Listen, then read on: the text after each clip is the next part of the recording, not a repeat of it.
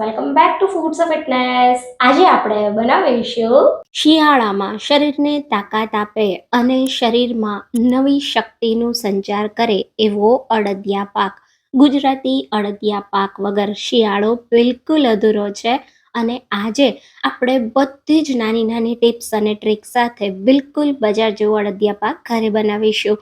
અચ્છા, આ અડદિયા પાક એકદમ હેલ્ધી પણ બનવાનો છે. ચાસણી બનાવવાની ઝંઝટ વગર, ખાંડ ઉમેરવાની ઝંઝટ વગર આજે આપણે આ અડદિયા પાકને એકદમ સહેલી રીતે બનાવીશું.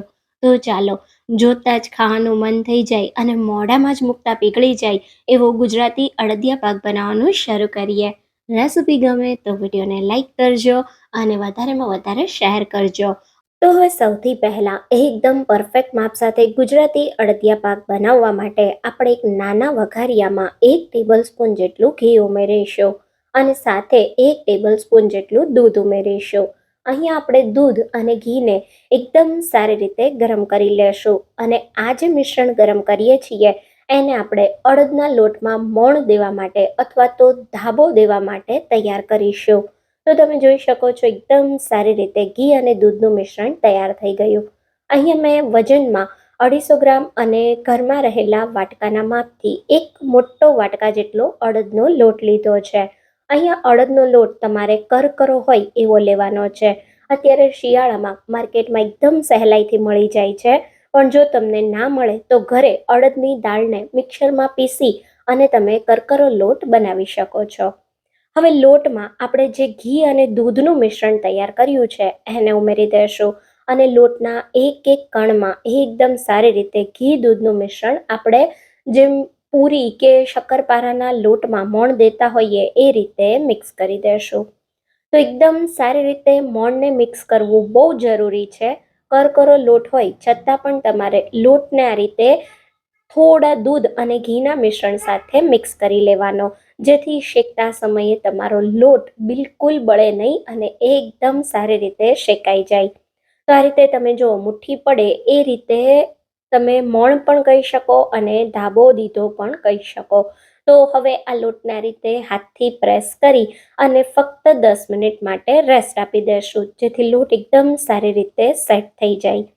આ પ્રોસેસ બિલકુલ સ્કીપ નહીં કરવાની. આનાથી તમારા અડદિયા પાકમાં જે લાલ દાણા પડતા હોય ને એ પડશે અને એકદમ ટેસ્ટી એવો અડદિયા પાક તૈયાર થશે. હવે અહીંયા લગભગ 10 મિનિટ પછી લોટને આ રીતે સ્ક્રેપ કરી આપણે થોડો ભેગો કરી લેશું અને કોઈ લોટની મોટી કણી ના રહે એના માટે આપણે લોટને એકવાર ચાળી લેશું. તો લોટને ચાળવો ખૂબ જ જરૂરી છે, જેનાથી કોઈ જો લોટની મોટી કણી રહી ગઈ હશે તો એ અલગ થઈ જશે. જો વધુ પડતી મોટી કણી પડી ગઈ હોય તો તમે લોટને મિક્સરમાં ઉમેરી અને પલ્સ મોડ પર એકવાર ક્રશ કરી લેજો અને પછી સારી રીતે ચાળી અને અડદિયા બનાવવા માટે લોટને તૈયાર કરી શકાય. તો તમે જોઈ શકો છો ધાબો દીધેલો લોટ એકદમ પરફેક્ટલી મેં ચાળી લીધો છે. બહુ જ ઓછી આમાં મોટી કણી છે, તમે જોઈ શકો છો. અને હવે આપણો લોટ અડદિયા બનાવવા તૈયાર થઈ ગયો છે. તો હવે આપણે અડદિયાને તૈયાર કરીશું. આ પ્રોસેસ ખાસ કરવાની, આનાથી જ બજાર જેવો અડદિયા પાક ઘરે બનશે. હવે અહીંયા આપણે જે વાટકો ભરી અને લોટ લીધો છે એ જ વાટકો ભરીને આપણે ઘી લેવાનું છે. વજનમાં આ ઘી 250 ગ્રામ જેટલું છે. તો હવે આપણે જે ઘી લીધું એમાંથી જ આપણે ઘી વાપરવાના છીએ. તો મેં 3 ટેબલ સ્પૂન જેટલું ઘી કડાઈમાં ઉમેરી દીધું.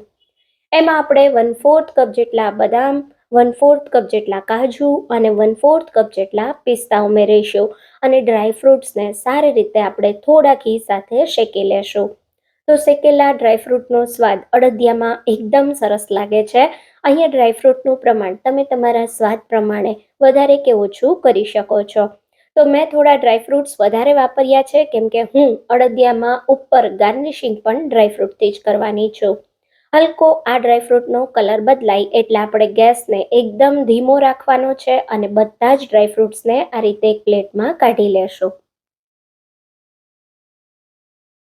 તો અહીંયા તમે જોઈ શકો છો એકદમ સારી રીતે બધા ડ્રાયફ્રૂટ્સને મેં એક પ્લેટમાં કાઢી લીધા. હવે કડાઈમાં જે ઘી બચ્યું છે એમાં જ આપણે માવાને શેકી લેશું. જો તમારે બજાર જેવો અડદિયા પાક ઘરે બનાવવો હોય તો તમારે ખાસ એમાં માવો ઉમેરવો જ પડે. અહીંયા મેં મોળો માવો લીધો છે. જો તમને માર્કેટમાં તૈયાર માવો ન મળે તો તમે ઇન્સ્ટન્ટ માવો ઘરે બનાવી અને અડદિયા પાકમાં ઉમેરી શકો છો. એની રેસિપી મેં પહેલેથી શેર કરેલી છે. લિંક હું તમને ઉપર આઈ બટન પર અને ડિસ્ક્રિપ્શન બોક્સમાં આપી દઈશ. તો માવાને તમારે ઘી છૂટું પડે ત્યાં સુધી ધીમા ગેસ પર 2 થી 3 મિનિટ શેકી લેવાનો. માવાને શેકવો બહુ જરૂરી છે. માવો પ્રોપર શેકાયેલો હોય તો અડદિયા પાક લાંબા સમય સુધી સારો રહે છે. તો અહીંયા હવે માવો આપણો સરસ શેકાઈ ગયો છે, તો આપણે એને એક બાઉલમાં કાઢી લેશું. અને હવે આ જ કડાઈમાં આપણે બાકીનું ઘી ઉમેરીશું. તો 3-4 ટેબલ સ્પૂન જેટલું ઘી આપણે રાખીશું અને બાકીનું ઘી બધું જ આપણે આમાં ઉમેરી દેવાનું છે. અને હવે અહીંયા આપણું ઘી ગરમ થાય એટલે આપણે એમાં અડદનો લોટ ઉમેરવાનો છે. તો ધાબો દીધેલો જે આપણો લોટ છે એ બધો જ આ સમયે આપણે આમાં ઉમેરી દઈશું. અને હવે લોટ સાથે એકદમ સારી રીતે આપણે ઘી અને લોટને મિક્સ કરી દઈશું. તો શરૂઆતમાં તમને મિશ્રણમાં બિલકુલ ઘી નહીં લાગે, પણ જેમ જેમ લોટ શેકાતો જશે એમ સરસ ઘી છૂટું પડતું જશે. લોટ વજનમાં એકદમ હલકો થાય અને સરસ શેકાવાની સુગંધ આવે, કલર હલકો બ્રાઉન જેવો થાય ત્યાં સુધી લોટને શેકવાનો. ધ્યાન શું રાખવાનું છે? ગેસની ફ્લેમ એકદમ સ્લો રાખવાની અને સ્લો ગેસ પર જ તમારે લોટને શેકવાનો. લોટને શેકવાની પ્રોસેસ જ અડદિયા પાક બનાવવામાં સાચી હોય છે અને મહેનતવાળી હોય છે. લોટ પ્રોપર શેકો તો સ્વાદ બિલકુલ બજાર જેવો આવે.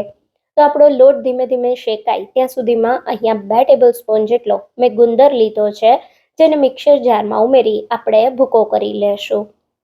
તો હવે અહીંયા લોટને શેકાતા લગભગ 15 મિનિટ જેટલો સમય થયો છે. 15 મિનિટ પછી તમે જોઈ શકો છો લોટનો કલર આ રીતે થોડો બ્રાઉન થઈ ગયો. હું આ રીતે ચમચો લઈ લઉં તો તમે જો લોટ તળિયે બેસી જાય અને ઉપરની સાઈડ આ રીતે બધું ઘી દેખાવા માંડશે. વજનમાં લોટ એકદમ હલકો થઈ જવો જોઈએ ત્યાં સુધી તમારે એને શેકવાનો છે. હવે આ સમયે સરસ લોટ શેકાઈ જાય ને પછી આપણે જે ગુંદરનો ભૂકો કર્યો ને એને ઉમેરી દઈશું.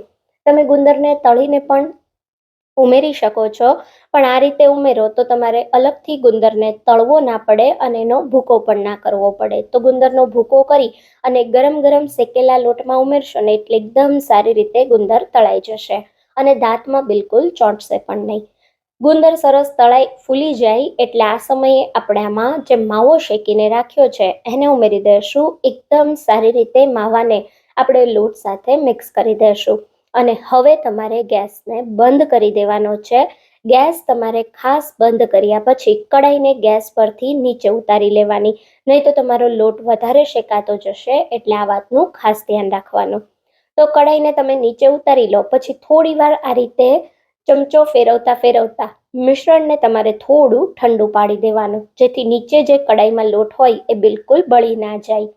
હવે આપણો હલકો લોટ ઠંડો થાય ને ત્યાં સુધીમાં આપણે એક બીજી કડાઈ લેશું અને એમાં જે બાકીનું ઘી હતું એને ઉમેરી દઈશું. અહીંયા મેં વજનમાં 300 ગ્રામ જેટલો ગોળ લીધો છે. આપણે માવો પણ ઉમેર્યો છે, એ મોળો છે અને સાથે લોટ પણ છે, એટલે ગોળનું પ્રમાણ મેં 300 ગ્રામ જેટલું રાખ્યું છે. તમારે જો એકદમ મીઠા અડદિયા ના જોઈએ તો તમે ગોળ 250 ગ્રામ જેટલો પણ લઈ શકો છો. અહીંયા મેં કોલ્હાપુરી ગોળ લીધો છે, તમે ગમે તે વેરાયટીનો ગોળ લઈ શકો છો. એકદમ સારી રીતે આપણે અહીંયા કોઈ ગોળની ચાસણી નથી કરવાની, ફક્ત ઘી સાથે ગોળને સારી રીતે પીગાળવાનો છે. તો ગોળ પીગળે અને આ રીતે હલકો એવો ફૂલવા માંડે એટલે તરત જ તમારે ગેસને બંધ કરી દેવાનો, નહીં તો ગોળની ચાસણી થઈ જશે અને અડદિયા પાક કડક બનશે. એટલે ખાસ આ વાતનું ધ્યાન રાખવાનું. હવે ગોળની ચાસણી આપણે નીચે ઉતાર્યા પછી અડદિયા પાકના મિશ્રણમાં 50 ગ્રામ જેટલું ખમણેલું ટોપરું ઉમેરીશું. સાથે આપણે તળેલા ડ્રાયફ્રૂટ્સ ઉમેરીશું. 1 ટેબલ સ્પૂન જેટલો પીપરી મૂળનો ભૂકો, 1 ટેબલ સ્પૂન જેટલો સૂંઠનો પાવડર ઉમેરીશું. અડદિયા પાકને એકદમ ટેસ્ટી બનાવવા 2 ટેબલ સ્પૂન જેટલો અડદિયા પાકનો મસાલો. તો આ મસાલો કેવી રીતે બનાવવો એની રેસિપી મેં પહેલેથી તમારી સાથે શેર કરેલી છે, એની લિંક પણ હું ડિસ્ક્રિપ્શન બોક્સમાં આપી દઈશ. સાથે આપણે ગરમ ગરમ ઘી અને ગોળને જે મેલ્ટ કરીને રાખ્યા છે એને ઉમેરી દઈશું અને એકદમ સારી રીતે મિક્સ કરી લેશું. તો તમે જોઈ શકો છો એકદમ સારી રીતે મેં બધું મિક્સ કરી દીધું. હવે જો તમારે અડદિયા પાકને નાના નાના શેપમાં વાળીને બનાવવો હોય તો તમારે મિશ્રણને હલકું એવું થોડી વાર ઠંડુ થવા દેવાનું. અને મારી જેમ જો તમારે અડદિયા પાકને પીસમાં સેટ કરવો હોય તો આ રીતે કોઈ ચોકી કે થાળીમાં તમારે અડદિયા પાકના મિશ્રણ જ્યારે ગરમ હોય ત્યારે જ ઉમેરી દેવાનું. આ રીતે એને લેવલિંગ કરી દેવાનું અને ઉપરથી તમને જે પણ ડ્રાયફ્રૂટ કે તળેલા ગુંદર સાથે અડદિયા પાકને સજાવવો હોય એ ઉમેરી દેવાનું. તો અત્યારે મેં તળેલા ડ્રાયફ્રૂટ્સમાંથી જે થોડા ડ્રાયફ્રૂટ્સ અલગ રાખ્યા હતા એનાથી આપણે ઉપરની બાજુએ અડદિયા પાકને સજાવી દેશું. હવે આને થોડી વાર ઠંડો થવા દેશું, લગભગ 1 થી 2 કલાક જેવો. 1 થી 2 કલાકમાં અડદિયા પાક રૂમ ટેમ્પરેચર પર જ સારી રીતે સેટ થઈ જશે. તમારે ફ્રીઝમાં રાખવાની કોઈ જરૂર નથી. તો 2 કલાક પછી સરસ અડદિયા પાક સેટ થઈ ગયો છે. તો મારી પાસે આવું સ્વીટ કટ કરવાનું જેવું મીઠાઈવાળાની દુકાને હોય એવું એક ટૂલ છે, જેમાં એકદમ સારા એવા આવા ચોરસ અડદિયા પાકના પીસ થાય છે. તો હું એનાથી કટિંગ કરું છું. જો તમારી પાસે આ ના હોય તો તમારે ચાકુની મદદથી સારી રીતે અડદિયા પાકના પીસ કરી લેવાના. તો અહીંયા તમે જો એકદમ પરફેક્ટ એવો આપણો અડદિયા પાક બિલકુલ મીઠાઈવાળાની દુકાન જેવો તૈયાર થયો છે. તો એકવાર તમે આ રીતે ગોળવાળો અડદિયા પાક બનાવજો. ખૂબ જ હેલ્ધી પણ છે. ગોળમાં ભરપૂર માત્રામાં આયરન હોય છે, જે આપણા શરીરને ખૂબ જ ફાયદો પણ કરે છે. તો ખાંડવાળા અડદિયા કરતાં ગોળવાળા અડદિયા તમે ખાઓ તો વધુ હેલ્ધી બને છે. તો અહીંયા તૈયાર થયેલો અડદિયા પાક તમને બતાવું તો તમે જો એકદમ સોફ્ટ અને મોઢામાં જ મૂકતા પીગળી જાય એવો બન્યો છે. તો તમને જો આ રેસીપી ગમી હોય તો રેસીપીને લાઈક કરજો અને વધારેમાં વધારે શેર કરજો. તો ફરી મળીશું એક આવી નવી જ રેસીપી સાથે. ત્યાં સુધી થેન્ક્સ ફોર વોચિંગ.